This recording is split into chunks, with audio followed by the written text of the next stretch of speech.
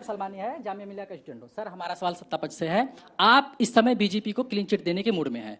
आपके ही पूर्व मुख्यमंत्री, यही उनका काम ही है। जी जी, कर्नाटक के पूर्व मुख्यमंत्री बी एस येदियुरप्पा, उनका बयान है कि मुसलमानों के साथ हिंसा हुई है। क्या आप अपने पूर्व मुख्यमंत्री के बयान को खारिज करते हैं? ठीक है, एक साथ जवाब देंगे, जल्दी। सर, मेरा सवाल ये है, रामपुर का एक मामला था जहां पर पूर्व प्रधान और उसके भतीजे को गोली मार दी गई, तो भतीजे की डेथ हो गई। वो आरोपी तो फरार हो गया, पर बुलडोजर उसके घर पे चला दी गई। तो ये कहां तक सही था, क्योंकि उसके फैमिली के साथ तो ये इनजस्टिस है। ठीक है, चलिए जल्दी जल्दी सर। मैं मीडिया स्टूडेंट और डायरेक्ट सीधा मुद्दे पे आता हूँ, क्योंकि ऐसा नहीं जैसे डिबेट अलग सब मुद्दे पे ही है, बोलिए सवाल। जैसा आपने बताया सर, क्या है ना, बुलडोजर चलाई जा रही है कि आप ये क्यों नहीं देखते कि सर एक न्यायपालिका, और जो बुलडोजर शब्द है ना वो 2019 में सुनाई दिया जहाँ सीएनए और जो एनआरसी प्रोटेस्ट हुए थे उसके बाद दिया था, जो कि सुप्रीम कोर्ट ने उस चीज को ठुकरा दिया गया था। बात दूसरी चीज में ये कहना चाहूंगा, हर डिबेट किसी भी बात में हिंदू मुस्लिम कहां से आ जाती है। जैसा आपने कहा कि मेरे बहुत दोस्त थे जो बहुत ज्यादा मुस्लिम दोस्त थे, लेकिन जो चीज गलत है। लेकिन सर ये हिंदू मुस्लिम हम सुन कब से रहे, मेन मुद्दे पे क्यों नहीं आते? और जैसे कि मैं एक और बात और कहना चाहूंगा, महामारी के टाइम पे सारे जो जितने भी 135 करोड़ लोग थे, सबने इस जो मुश्किल टाइम था उसका सामना किया था, सबने एकजुट हो गए। अब जैसे हालात नॉर्म है, हम फिर अपने उसी ट्रैक पे आ चुके हैं कि हिंदू मुस्लिम के, तो जो मेन मुद्दा है वो कब तक रहेगा और आगे हम इससे कैसे निकलेंगे? मेरा सवाल इनसे है, सॉरी आप सॉरी सर, आप शुभ्रांश राय सर, आप सत्ता पक्ष से, राय जी ने आज रंग गलत पहन लिया ना, इसलिए सब कंफ्यूज हो रहे हैं। सर आपसे सवाल है, आप कांग्रेस को बिलोंग करते हैं। हम जानते हैं पूरे भारत में बीजेपी दंगा फसाद कराने के लिए बदनाम है, लेकिन आप तो कांग्रेस से आप अपने आप का दामन कहते हैं। एक सेकंड प्लीज, मोबाइल नीचे रख लीजिए मैडम, थैंक यू। आप कहते हैं कि आपका दामन साफ है, आप, लेकिन राजस्थान के करौली में हुआ, झारखंड में हुआ, ऐसे हमने प्रोवोकेटिव सॉन्ग सुने, दोनों जगह कांग्रेस से। आप वहां कैसे फेल हो गए? अगर आप इतना ही अच्छे साफ है तो आप दोनों जगह रोक लेते। बिल्कुल एक क्या बोलते हैं, अगर पत्थर हो या फिर कुछ भी हो, आप उसको नहीं होने देते। आपके पास इनपुट होगा, आपके पास हर जगह विपक्ष के मोड में क्यों रहते हैं? मैं जवाब लूंगी आपसे, जल्दी से एक एक करके जल्दी से सवाल पूछिए, छोटा। मेरा सवाल ये है कि हर जगह मुद्दा कुछ भी हो, हमेशा राजनीतिक मुद्दों में हमारे रिलीजन्स क्यों आते हैं? और भी कोई मुद्दा पे ध्यान क्यों नहीं दिया जाता? ऐसे बहुत सारे मुद्दे जिसपे आप लोग ध्यान दे सकते हैं, बट हमेशा राजनीतिक में। मेरा सवाल आपसे है सुमित सर, बेसिकली आप जितने भी सवाल होते हैं सबका घुमा फिरा के अपने कन्वीनियंस के हिसाब से आंसर दे देते हैं, और सबसे बेस्ट आपका मतलब घुमा फिरा के कभी आप एग्जैक्ट आंसर नहीं देंगे। कभी बोल देंगे सबका साथ सबका विकास, वो नारा हमें पता है, हम जानते हैं, हम भी टीवी देखते हैं, हमें बीजेपी का सब पता है। आप एग्जैक्ट आंसर कब देंगे? चलिए, अब सबका जवाब आपके पास बाद में। पहले शुभ्रांश जी, आप हर राज्य में, उसके बाद इन सवालों का जवाब आपसे। आप हर राज्य में क्यों अपोजिशन मोड में रहते हैं? राजस्थान में नहीं, सवाल सुन लीजिए, क्योंकि राजस्थान में करौली में जो घटना हुई वहां पर डीजे की अनुमति नहीं थी, फिर भी राजस्थान पुलिस अच्छे से डीजे को लेकर उस अल्पसंख्यक कॉलोनी से निकल रही थी। क्यों? पहली बात, हेमंत सोरेन, क्या उन्होंने नरेंद्र मोदी के साथ मिलकर कराया? पहली बात अंजना जी कि मैं क्या पहनूंगा ये मेरा अधिकार है। किसी बाप के अंदर दम नहीं को मुझे बताया कि मैं क्या पहनूं। पहली चीज क्लियर होनी चाहिए देश में, एक बात। दूसरी बात, अगर बुलडोजर चलाने का इतना ही दम है तो दिल्ली में स्कूलों की फीस महंगी हो रही है, किताबें महंगी हो रही है, दम है तो चला के दिखाइए। वहां भारतीय जनता पार्टी क्यों चुप हो जा रही है? उत्तर प्रदेश में फीस बढ़ रही है, वहां क्यों चुप हो जा रहे हैं? और तीसरी बात, तेल गैस तो 100 के पार हो गया, ये बेशरम सरकार है, क्योंकि इनको सुनना तो किसी का है नहीं। लेकिन घर का राशन, अगर पिछले 3 सालों में लोगों की इनकम नहीं बढ़ी है और खर्चे आसमान छू रहे हैं, तो उसको बढ़ाने के लिए सरकार क्या कर रही है? क्या कुछ भी कहने पे आप सुनेंगे नहीं? अगर आपने चुनाव जीत लिया, इसका मतलब यह है कि आप लोगों की जेब पे डाका डालेंगे, हर बात को हिंदू मुसलमान करेंगे।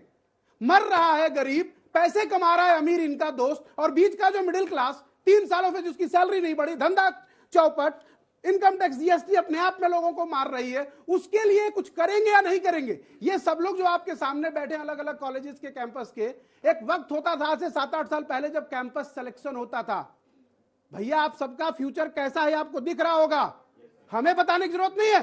संबित पात्रा जी की राजनीति की दुकान चल रही है, बाकी सबकी भी चल रही है, आपकी कौन सी दुकान चलने वाली है? आज आपने कहीं आपके पास अधिकार है कि आप किसी से नौकरी मांगे, व्यापार मांगे? और सबसे इंपॉर्टेंट, चौथा बात है रामनवमी पे। मैं उत्तर प्रदेश गाजीपुर का निवासी हूं। हमारे यहाँ रामनवमी में जब रामलला का जन्म होता है, घर पे ढोल मजीरा बजाया जाता है, झाल ढाल और ढोलक, लोग शांति से प्रेम संभाव से करते हैं। इस मोबाइल के सोशल मीडिया पे मैडम बहुत सारे ऐसे मैसेज दिख रहे हैं कि उस डीजे पे लंदन ठुमकला बजाया जा रहा है। ये कैसा धर्म है मैडम? ये कैसा धर्म है? चलाइए ना, अच्छा है, सब करिए, लेकिन एक बार सरकार ये तो बताए कि इस देश की जो 45 करोड़ मिडिल क्लास फैमिली है उसके लिए भी कुछ करेंगे। सोच कर देखिए दिल्ली की दवाई कितनी महंगी, दिल्ली की पढ़ाई कितनी महंगी। हर रोज बच्चे टीचर के साथ साथ बच्चों के पेरेंट्स धरने पे बैठे हैं। एक भी आपने कहीं चर्चा सुना? सोशल मीडिया पे चल रहा है कि भाई फीस कम करिए, फीस कम करिए। ना नरेंद्र मोदी जी को फर्क पड़ता, ना अरविंद केजरीवाल को फर्क पड़ता। संबित पात्रा से पूछा जाएगा तो हिंदू मुसलमान कर देंगे, बुलडोजर कर देंगे, दंगाई कर देंगे। आपको जीत की लत लग गई है। Last 30 second. और अगर वाकई आपके अंदर दम है अपराधियों के ऊपर बुलडोजर चलाने का, तो उन्नाव रेप कांड पीड़िता के ऊपर कुलदीप सिंह सेंगर ने गवाहों को मरवा दिया था। कहां गया आपका बुलडोजर? जिस टेनी की बात कर रहे हैं, उस टेनी के केस में जो गवाह था उसके ऊपर हमला हो रहा है, कहां गया आपका बुलडोजर? अरे भैया चलाइए। एक बात याद रखिए, न हिटलर का शासन रहा, न मुसोलिनो का रहा, और ना ही रावण का रहा। तो आप आजकल जो नया डायलॉग मार रहे हो, हम ब्रह्मास्त्र द्वितीय न कोई, भैया जब रावण खत्म हो गया तो आप किस खेत में आते हो? जवाब दीजिए। देखिए अंजना जी, पहली बुलडोजर बात तो चलाना है सर तो महंगाई पे चलाइए। बहुत देर तक सुना, शांति बुलडोजर से चलाना है एक तो शब्द नहीं बेरोजगारी कहा। पर चलाइए। सुनिए, अंजना जी, हमने मिडिल क्लास को बर्बाद कर दिया, बच्चों और उनके अभिभावकों को बर्बाद कर दिया, गरीबों को मार दिया। उसके बावजूद भी प्रचंड बहुमत जनता ने हमें दिया है, ये मंगल ग्रह के लोगों ने नहीं दिया है। तो सर इसका मतलब मैं बीच में, अंजना जी ये उचित नहीं है। अंजना आपके बीच में किसी ने नहीं बोला ना। अंजना जी, एक डेकोरम होता है, मैंने सुना, नॉर्मली मुझे भी सुना जाएगा, अच्छी तरह से सुना जाएगा। अंजना जी, जनता ने वोट दिया है, कांग्रेस पार्टी ठीक है चिल्लाए, कांग्रेस के आधिकारिक प्रवक्ता तक डिबेट में नहीं आ रहे हैं। ये सिचुएशन आज कांग्रेस पार्टी की है। मैं कांग्रेस पार्टी को जवाब देने के लिए यहाँ बैठा कर आ गए। आप ऐसी बातें क्यों करते हो संबित पात्रा जी? आप सीधा मुद्दे पे आओ, महंगाई कम क्यों नहीं हो रही है? अंजना जी, आप कंट्रोल कर पाएंगे डिबेट को? शुभ्रांश नहीं, अंजना जी, गुंडागर्दी नहीं चलने वाली है यहाँ पे। चिल्ला चिल्ली मत चिल्ला चिल्ली ये सब नहीं लोग सुन रहे है। हैं, ये क्या मजाक हो लोग सुन रहा रहे है? हैं, वो जवाब देंगे ना। आप भी, आपने झारखंड राजस्थान पे मुझे जवाब दिया। गृह मंत्री कौन है राजस्थान का? गृह मंत्री कौन है राजस्थान का? अच्छी बात नहीं है। वहां पर पुलिस की देखरेख में डीजे लेकर जा रहे थे। कौन है गृह मंत्री? अशोक गहलोत है मुख्यमंत्री राजस्थान। बिल्कुल। आप जवाब देते नहीं, गली मोहल्ले में आप भी घुमाते हैं। चुप हो जाइए, चुप हो जाइए सर। आपकी बारी आएगी। आपकी बारी में किसी ने आपको नहीं कंफ्यूज किया। प्लीज अपने अपने से अंजना जी, प्लीज थोड़ा डिसेंसी के साथ सुना। प्लीज जवाब सुनिए, आपको मैं दूंगी टाइम जल्दी से। अंजना जी, मैं बिल्कुल स्पष्ट बोल दूं, मैं जनता के सबके जवाबों के उत्तर भी लिख रखे दूंगा। मैं कांग्रेस का कुछ जवाब नहीं देता। जिसके पास खुद का ही सवाल और खुद का जवाब नहीं है, वो हमसे सवाल जवाब ना करे। नंबर 2, आज जामिया मिलिया इस्लामिया के मेरे भाई और बहनों ने बहुत सारे सवाल पूछे हैं, मैं एक एक करके जवाब देता हूं। लोगों ने कहा हम बहुत डिबेट देखते हैं, सॉल्यूशन कहां है? दिया ना।